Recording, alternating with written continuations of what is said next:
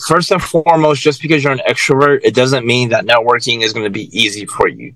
Just because it's easy for you to say hi, easy for you to give a USB or your track out, it doesn't always equate to successful networking.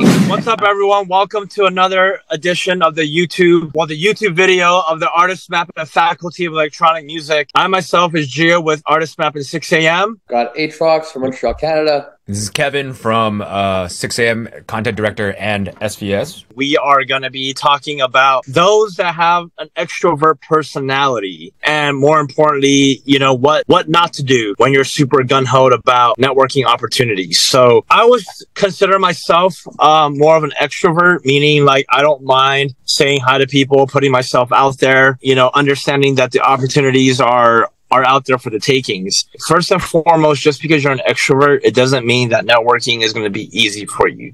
Just because it's easy for you to say hi, easy for you to give a USB or your track out, it doesn't always equate to successful networking. And I want to use this video to let extroverts know to sometimes take a chill pill. Just because the opportunities are in front of you and that's the person you have to meet, it doesn't mean that they are just as excited to meet you. And a lot of the times, extroverts sabotage their own opportunities simply by being an extrovert. We're so excited. Yeah, man, I'm here. Here's my USB, and it's very off-putting. And if anything, it really throws the person that you're trying to network really off, and they are going to completely tune you out because they know exactly why you are approaching them. So that's like a big no-no. And I want to even just say that what is a good approach then for extroverts? And I think I want to explain this, right? Use the reverse psychology effect, okay? And this has been published in books and online blogs in terms of really getting people to remember you. And that is, no matter how interested you are on yourself and no matter how excited you are to give your music, nobody gives a shit. So go with the approach that you're really, really interested in the person that you're talking to or that you're going to be engaging with, right? Find out whatever it is they're interested in, or hey, even if they're just holding a drink, ask them what they're drinking, right? Ask them about the event that they're at. Ask them about something about them, rather than, hi, my name is whatever, I DJ with this, or I'm DJ that, I'm with this group, and here's my music. That's just gonna like completely shut them off, and it will sabotage your chances. So that's pretty much my quick spill in terms of like what not to do, which is don't be so gun-ho all about yourself, and if anything, go with the approach of, you know, being more interested in the person that you're approaching without spilling whatever it is that you're trying to give. Let the conversation come naturally and let the conversations flow in a way where it gives you the opportunity to be like, oh, by the way, here's this that, you know, I would like to share, rather than making that the entire focal point of your entire network approach. Yeah, I would like to suggest, I guess, especially, like specifically, of course, with extroverts, is try to do your approaches sober, because already you have an outgoing personality and whatnot, and if you're, you know, drunk or anything else, you might come off a little too strong. So it's true, you know? And no, you're 100% right. That could throw them off a bit. So I would say have your approach, you know, the best way to be humble with your approach is to do it sober. So I would say take advantage of that. Another thing for networking, especially as an extrovert, would be to utilize your networks that you already have. So if you're signed to a record label and there's someone on the label that you would like to work with or speak with, ask the label head to introduce you. A nice soft intro will always open the doors and make things a lot easier. So I would like to suggest that. And other than that, just have a patient approach as well. You know, a lot of artists, they don't even mean to take forever to get back to you, but with so much going on in the back end, they may take weeks to get back to you. So have a patient approach. There's nothing wrong with a follow-up, but give it a bit of time before you rush into that follow-up with who you're talking to. For sure. To play off of that, I mean, not to play off of it, but just to ask about that, you know, because this networking thing, I'm a total noob at it as well. I think I might have mentioned this before or asked this before, but you mentioned the being sober. Sorry, my cat is wanting attention. But what if the person you're trying to network with doesn't want to be sober and doesn't want you to be sober? And it doesn't have to be anything crazy. It could just be like, hey, let's pound some drinks, or, you know, let's get some drinks right now, but you don't want to drink, or you're trying to maintain that sober type of mantra. Is there any recommendations that you guys have, or is it just deal with it? Well, All right. Well, here's the thing. If you really don't drink, or like, hey, you're really not drinking for the sake of like just not drinking and stuff, I would say, let them politely, be like, oh, I actually don't drink, or I'm doing sober January or sober month. I'm sure they would respect that. Now, yeah. I would say if you're regularly someone that does drink, but you're just intentionally not drinking for the sake of being sober and networking, but the person you're connecting with is like, hey, let's grab a drink. I think one drink in order to kind of build that like rapport, I think that's okay. Now, if it's more of like a personal choice, like, hey, I just don't drink, then to let them know, hey, I'm down to grab a drink with you, but I'm not going to drink alcohol. Yeah, exactly. And I think as long as you're able to still make a connection in that way, right? And like, they just don't make the other person feel like they're drinking and that's a bad thing.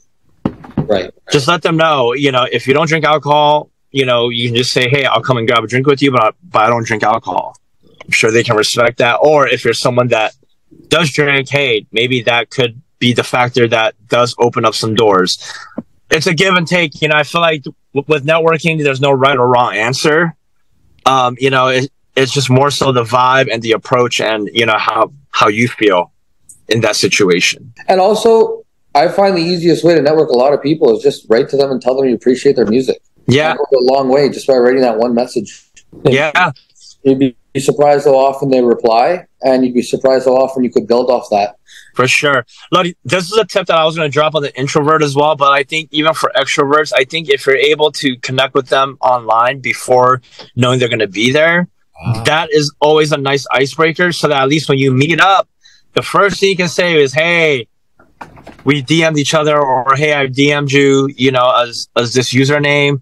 So nice to, finally meet you. And I think, that's always a very, very direct approach. It's nice to finally put a face to a name.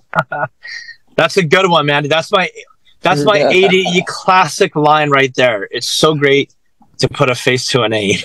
And they'll be like, likewise, etc. So, that's actually a really, really good tip that you gave, is to like, if you're an extrovert and like, how you are when you pound some drinks or on other substances, chances are you don't want to be in that vibe.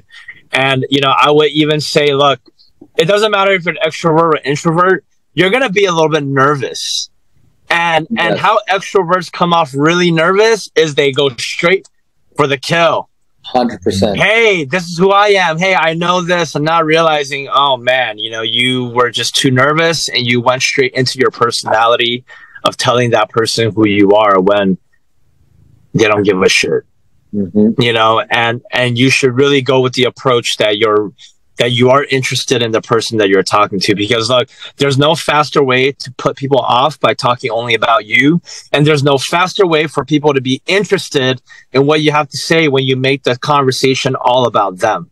If the other person is, willing to engage, the questions will go back. Oh, what are you doing here? Or, hey, they would ask more questions in terms of what you're doing. And if not, right, and the conversation is only going one way and they're running out of time, be like, hey, it was great catching up with you. What's the best way to reach you so that we can follow up, on this conversation, so that I can reach you regarding some questions I have, regarding some guidance that I need, right? Assuming that you're approaching someone that you could kind of get value off if they became somewhat of a mentor or somewhat of a guide. Chances are they'll leave a phone number, you can text them, or they'll leave an email for you to follow up. You don't always have to say what you have to say right there and then. A lot of times it's a setup for that further conversation that you are bound to have down the line. So back to your point, Gino, be patient as well.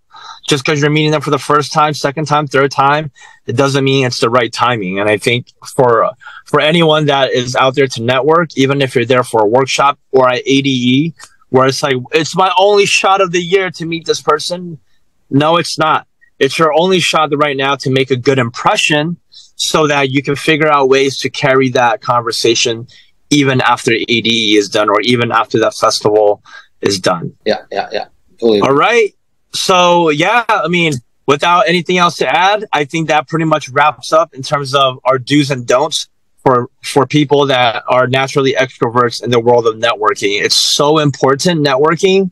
You know, it's you selling yourself, and it's you really setting up that opportunity for yourself to kind of engage on a further conversation or a deeper conversation with whoever it is you're meeting up with. Okay. Without further ado, that pretty much wraps up this video series. My name is Gia with 6 a.m. and Artist Map. Aatrox with Faculty of Electronic Music. And Kevin with 6 a.m. and Artist Map. Yeah. Be sure to subscribe, like, comment, right? And check out all the courses that we have below. That's going to help you further your journey in terms of communications, in terms of mindset, and more importantly, the hard skills that you need in the studio. We have everything that you need to kind of prepare you for the next level. So be sure to check it out, and we'll catch you in the next video. Peace.